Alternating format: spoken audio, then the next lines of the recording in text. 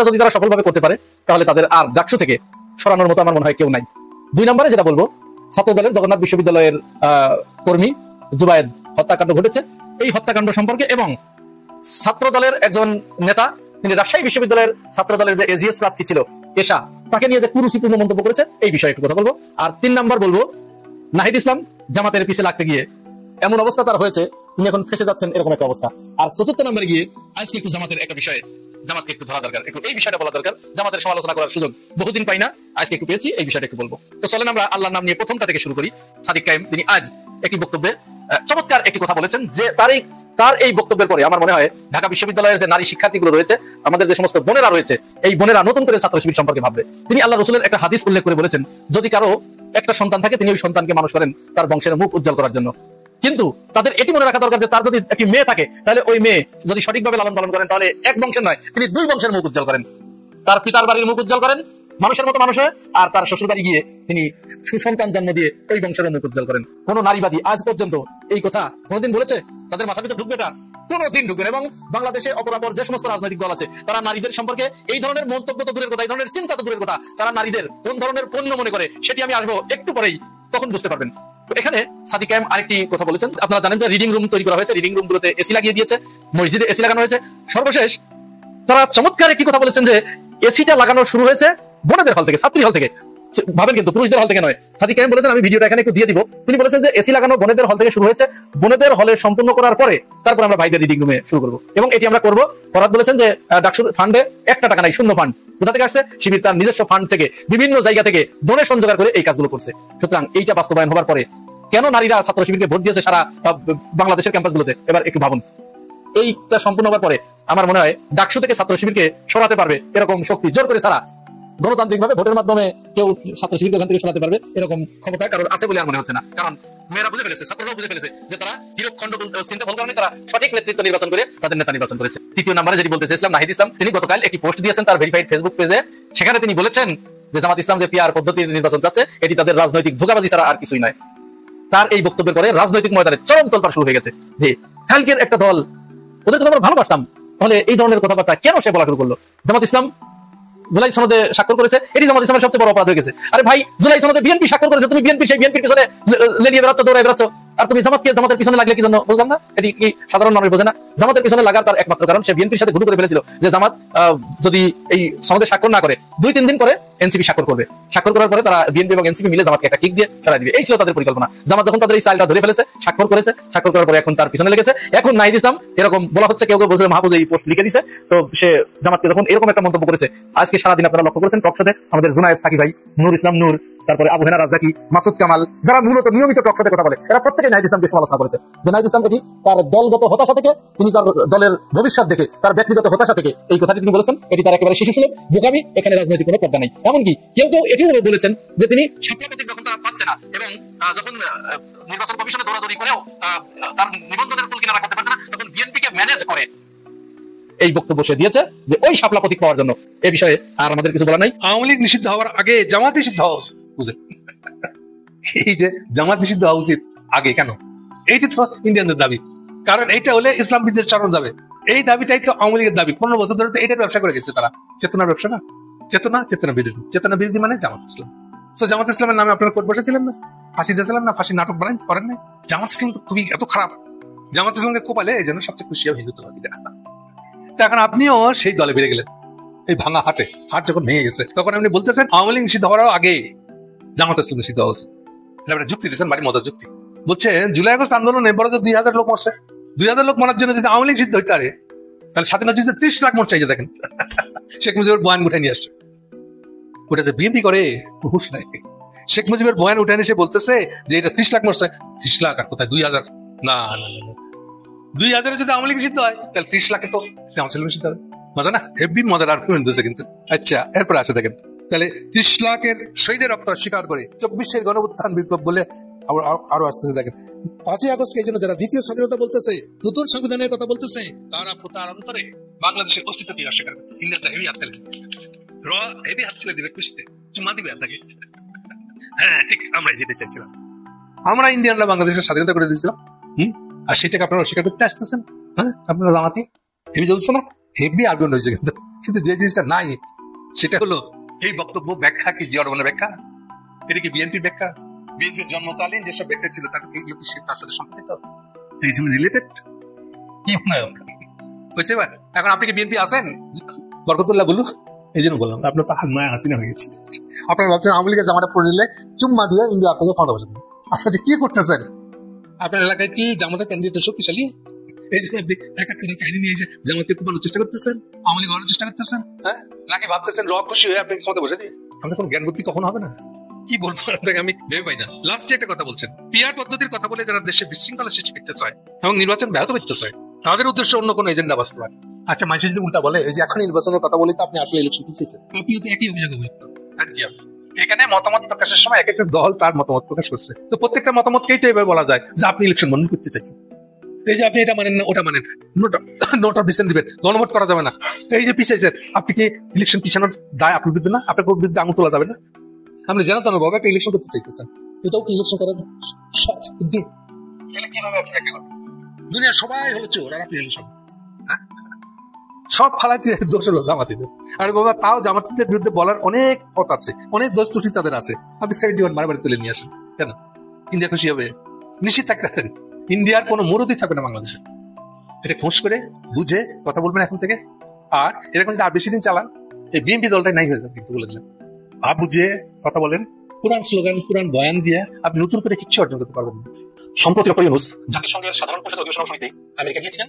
তো সেখানে গিয়ে ডক্টর ইউনূস কয়েকটি হিউম্যান রাইটস অর্গানাইজেশনের সঙ্গে মিটিং করেছেন এবং সেই মিটিং এর ফলো আপ হিসাবে সেই হিউম্যান রাইটস গ্রুপগুলো ডক্টর ইউনূসের কাছে চিঠি লিখেছেন এবং সেই চিঠিগুলো তাদের ওয়েবসাইটে প্রকাশ করেছেন। এবং যেই human rights organisation doctor Yunus চিঠি দিয়েছেন তার ভিতরটা হচ্ছে হিউম্যান রাইটস ওয়াচ। এবং এই হিউম্যান রাইটস ওয়াচ ছাড়াও আরো আছেন সিভিকাস। এই সিভিকাস হচ্ছে civic world alliance for citizen participation. এটা লিখেছে যে এটার উদ্দেশ্য হচ্ছে to strength citizen action and civil society around the world. তো এই সিভিকাস আছে, তারপরে committee to protect journalist, fortify rights, human rights watch, Robert F Kennedy human rights, tech global institute. এরা সবাই কিন্তু একটি ভালো এবং প্রসিদ্ধ অর্গানাইজেশন। তারা ডক্টর ইউনূসকে চিঠি দিয়েছেন এবং চিঠি দিয়ে তারা লিখেছেন যে আওয়ামী লীগের উপর নির্যাতন বন্ধ করতে হবে এবং আওয়ামী লীগের উপর থেকে স্থগিতাদেশ প্রত্যাহার করে তাদেরকে রাজনীতি করার সুযোগ দেওয়া উচিত।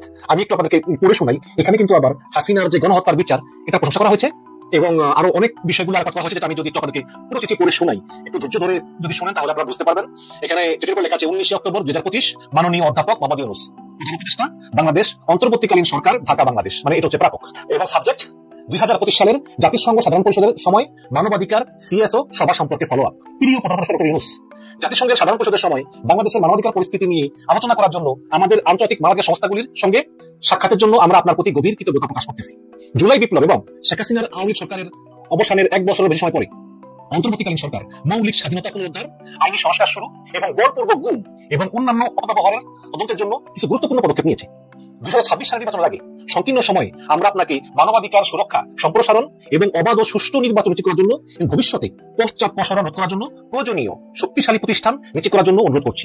আমরা গভীরভাবে উদ্বিগ্ন যে নিরাপত্তা খাত মূলত অসংস্কৃত রয়ে গিয়েছে এবং নিরাপত্তা বাহিনীর সদস্যরা জবাবদিহিতা এবং সংস্কার প্রচেষ্টায় সম্পূর্ণ সহযোগিতা করেনি। দেখুন, নিরাপত্তা বাহিনীর সদস্যরা জবাবদিহিতা এবং সংস্কার প্রচেষ্টায় সম্পূর্ণ সহযোগিতা করেনি। হাসিনা সরকারের অধীনে গুরুতর নির্যাতনের জন্য বিচারের জন্য অন্তর্বর্তীকালীন সরকারকে আরো পদক্ষেপ নিতে হবে।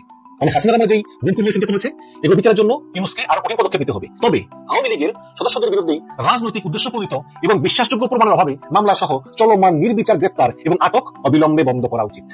আবার করি, আওয়ামী লীগের সদস্যদের বিরুদ্ধে রাজনৈতিকভাবে উদ্দেশ্য প্রণীত এবং বিশ্বাসযোগ্য প্রমাণের অভাবে মামলা সহ চলমান নির্বিচারে গ্রেপ্তার এবং আটক অবিলম্বে বন্ধ হওয়া উচিত। এরপর রোহিঙ্গাদেরকে নিয়ে অনেক কিছু লিখছে। তারপরে আরো লিখেছে যে বাংলাদেশে বসবাসকারী সকলের অধিকার এবং স্বাধীনতা রক্ষার জন্য আপনাকে আমরা নিচের পদক্ষেপগুলো দ্রুত অনুসরণ করার জন্য অনুরোধ করতেছি। আবার বই, বাংলাদেশে বসবাসকারী সকলের অধিকার এবং স্বাধীনতা রক্ষার জন্য আপনাকে আমরা নিচের পদক্ষেপগুলো দ্রুত অনুসরণ করার জন্য অনুরোধ করতেছি। পদক্ষেপগুলো কি? যেমন জুলাই বিপ্লবের সময় এবং গত 15 বছরে হাসিনার সময় জোরপূর্বক গুম, বিচার বহির্ভূত হত্যা এবং নির্যাতন সহ গুরুতর নির্যাতনের জন্য অপরাধীদের জবাবদিহিতা নিশ্চিত করুন, তাদের বিচার করুন। বাংলাদেশ আন্তর্জাতিক অপরাধ ট্রাইব্যুনাল আইসিটি মানবতা বিরোধী অপরাধ হিসাবে জোরপূর্বক গুম এবং নির্যাতনের জন্য বর্তমান এবং সাবেক সামরিক কর্মকর্তাদের র্যাব এবং ডিজিএফআই কর্মকর্তাদের বিরুদ্ধে অভিযোগ আনা এবং গ্রেপ্তারি পরোয়ানা জারি করার মতো গুরুত্বপূর্ণ পদক্ষেপ নিয়েছে। সেনাবাহিনীর এই জবাবদিহিতা, অভিযুক্ত সামরিক বাহিনীর এই সদস্যদের বিচারের জন্য সেনাবাহিনীর উচিত সরকারকে পূর্ণ সহযোগিতা করা, আদালতকে পূর্ণ সহযোগিতা করা। খেয়াল করবেন এই বড় বড় মানবাধিকার সংস্থাগুলো কিন্তু এই অপরাধের বিচার চায় যে অভিযুক্ত সেনা কর্মকর্তাদের বিচারের আওতায় আনতে হবে, যার মধ্যে সামরিক সদস্যদের উপর আন্তর্জাতিক অপরাধ ট্রাইব্যুনাল একটি বেসামরিক আদালতের ইখতিয়ারকে সম্মান করা অন্তর্ভুক্ত। মানে হচ্ছে যে এই সামরিক সদস্যদের বিচার আন্তর্জাতিক অপরাধ ট্রাইব্যুনালে হবে এবং আন্তর্জাতিক অপরাধ ট্রাইব্যুনাল সম্মান করতে হবে। আমি ওই ইংলিশ থেকে বাংলা গুগল ট্রান্সলেট ব্যবহার করছি, এই জন্য অনেক অর্থগুলো আসলে একটু অন্যরকম হয়ে গিয়েছে, তাহলে আমি বুঝিয়ে বলবো যদি অন্যরকম হয়ে যায় বা একটু বুঝতে অসুবিধা হয়। এই আমরা অন্তর্বর্তীকালীন সরকারকে অনুরোধ করছি যে আইসিটির কাছে আইসিটির আইনি কাঠামো, সম্পদ এবং স্বাধীনতা রয়েছে যাতে তারা সকল অভিযুক্ত অপরাধের জন্য আন্তর্জাতিক মান মেনে ন্যায্য বিচার পরিচালনা করতে পারে।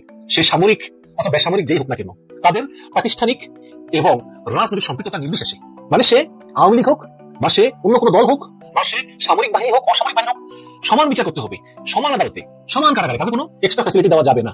এটা অবশ্যই আমাদের যে সামরিক বাহিনীর কর্মকর্তা তারা যে সাবজেক্ট করেছে তাদের ভিতরে রাজ্যের একটা বড় আঘাত। এবং অন্তর্বর্তীকালীন সরকারের উচিত মৃত্যুদণ্ডের উপর স্থগিতাদেশ ঘোষণা করা, যার মধ্যে আন্তর্জাতিক অপরাধ ট্রাইব্যুনালের ইখতিয়ারভুক্ত মামলাগুলো অন্তর্ভুক্ত, যে যত বলি তোমরা কেন কাউকে আপনারা মৃত্যুদণ্ড দিতে পারবেন না। নিরাপত্তা খাতের সংস্কার বাস্তবায়ন করুন, যার মধ্যে রয়েছে র্যাব ভেঙে দেওয়া, ডিজিএফআই ক্ষমতা সীমিত করে দেওয়া, ডিজিএফআই কে নিরপেক্ষ নিরাপত্তা পরিষদ হিসেবে গড়ে তোলা এবং এই র্যাবের গুরুতর মানবাধিকার লঙ্ঘনের রেকর্ড এবং দায়মুক্তির মাধ্যমে এই প্রতিষ্ঠানটিকে সংস্কারের অনেক বাইরে ফেলে দিয়েছে, তাই তাকে বাতিল করাইছিল।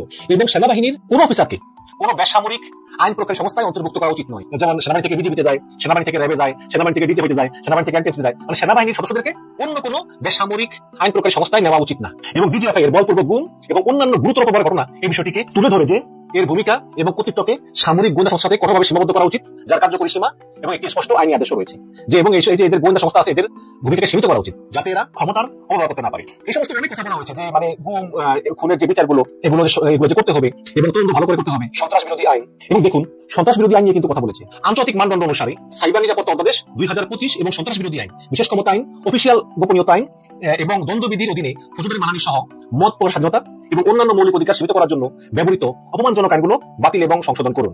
তারপরে সংবাদপত্র স্বাধীনতা নিশ্চিত করুন, সাংবাদিকদের নির্বিচারে গ্রেপ্তার এবং আটক থেকে রক্ষা করুন। বিশেষ করে যেখানে অভিযোগের কোনো বিশ্বাসযোগ্য প্রমাণ নেই সেখানে আপনি তাদেরকে গ্রেপ্তার করতে পারেন না। সাংবাদিকদের রাষ্ট্রীয় এবং অরাষ্ট্রীয় উভয় পক্ষের হয়রানি এবং সহিংসতা হতে রক্ষা করুন। এবং লিখেছে নির্বিচারে গ্রেপ্তার এবং আটক প্রতিরোধ করুন এবং রাজনৈতিকভাবে উদ্দেশ্য প্রণোদিত বা মত প্রকাশ স্বাধীনতা এবং অন্যান্য মৌলিক অধিকার লঙ্ঘনকারী সকল মামলা খারিজ এবং প্রত্যাহার করে দিন। অন্তর্বর্তীকালীন সরকারের উচিত 2024 সালের আগস্টের আগে এবং পরে দায়ের করা সবগুলো মামলা পর্যালোচনা করা এবং কোনো প্রমাণ না পেলে খারিজ করা এবং রাজনৈতিক সম্পৃক্ততা নির্বিশেষে যেগুলো কেন মামলাগুলো নিরপেক্ষভাবে তদন্ত করে সেই মামলাগুলো খারিজ করে দেওয়া যদি কোনো সামান্য প্রমাণ না পাওয়া যায়। আওয়ামী লীগের সদস্য এবং সমর্থকদের অন্তর্ভুক্ত যাদের বিরুদ্ধে কোনো বিশ্বাসযোগ্য প্রমাণ ছাড়াই অপরাধের সাথে জড়িত থাকার অভিযোগ আনা হয়েছে বা করা হয়েছে, সন্ত্রাস বিরোধী আইনের অধীনে আওয়ামী লীগের কার্যকলাপের উপর ব্যাপক নিষেধাজ্ঞার অবসান আপনি করুন। মানে দেখুন এটা ইম্পর্টেন্ট, সন্ত্রাস বিরোধী আইনের অধীনে আওয়ামী লীগের কার্যকলাপের উপর ব্যাপক নিষেধাজ্ঞার অবসান ঘটান এবং আপনি যে আওয়ামী লীগ কার্যকলাপের উপর দিয়েছেন সেটা তাদের সংগঠন, সমাবেশ এবং মত প্রকাশের স্বাধীনতাকে অত্যাধিকভাবে সীমিত করে এবং আওয়ামী লীগের সদস্য এবং শান্তিপূর্ণ কর্মকাণ্ডে জড়িত বলে মনে করা সমর্থকদের গ্রেপ্তার করতে ব্যবহৃত হয়েছে। মানে যারা আওয়ামী লীগের সদস্য কিন্তু শান্তিপূর্ণ গোড়াপত্র নেই তাদেরকে অপরাধ গ্রেপ্তার করতেছেন। জাতিসংঘ 2025 সালের ফেব্রুয়ারির তথ্য অনুসন্ধান প্রতিবেদনে সুপারিশ করেছিল যে যেখানে প্রমাণ পাওয়া গিয়েছে শীর্ষস্থানীয় আওয়ামী নেতারা গুরুতর মানবাধিকার লঙ্ঘনের সঙ্গে জড়িত ছিলেন। তাই অন্তর্বর্তীকালীন সরকারের উচিত যে রাজনৈতিক দলের নিষেধাজ্ঞা থেকে দূরে থাকা যা প্রকৃত বহুদলীয় গণতন্ত্রে প্রত্যাবর্তনকে ক্ষতিগ্রস্ত করবে এবং বাংলাদেশি ভোটারদের একটি বৃহৎ অংশকে কার্যকরভাবে ভোটাধিকার থেকে বঞ্চিত করবে ইত্যাদি আরো অনেক বড় আছে, অনেক এনজিও সংস্কার এগুলো রাখাইন রাজ্য ইত্যাদি সংস্থা। তারা স্পষ্ট যে অভিযোগ সেটা হচ্ছে যে অবাধে সাংবাদিক গ্রেপ্তার করা হচ্ছে, এটা বন্ধ করতে হবে। জাতিসংঘের যে রিপোর্ট আছে সেই রিপোর্টে বলা হয়েছে যে আওয়ামী লীগের শীর্ষস্থানীয় যে নেতারা আছেন তারা অবশ্যই গুরুতর মানবাধিকার লঙ্ঘনের সঙ্গে কোনো সন্দেহ নাই, কিন্তু অনেক নেতা আওয়ামী লীগের যাদেরকে গ্রেপ্তার করে কারাগারে রাখা হচ্ছে তাদের বিরুদ্ধে ন্যূনতম কোনো প্রমাণ নেই, তাদেরকে মুক্তি দিতে হবে এবং আওয়ামী লীগের উপর থেকে নিষেধাজ্ঞা তুলে নিতে হবে এবং তাদেরকে রাজনীতি করা শুরু দিতে হবে, তা না হলে তাদের সমর্থকদের ভোটাধিকার মত স্বাধীনতা এগুলোর ব্যাহত হবে। এই সুপারিশটা করেছে এবং আরো বলেছে যে সেনাবাহিনীর যেই সদস্যরা তাদের বিচার হবে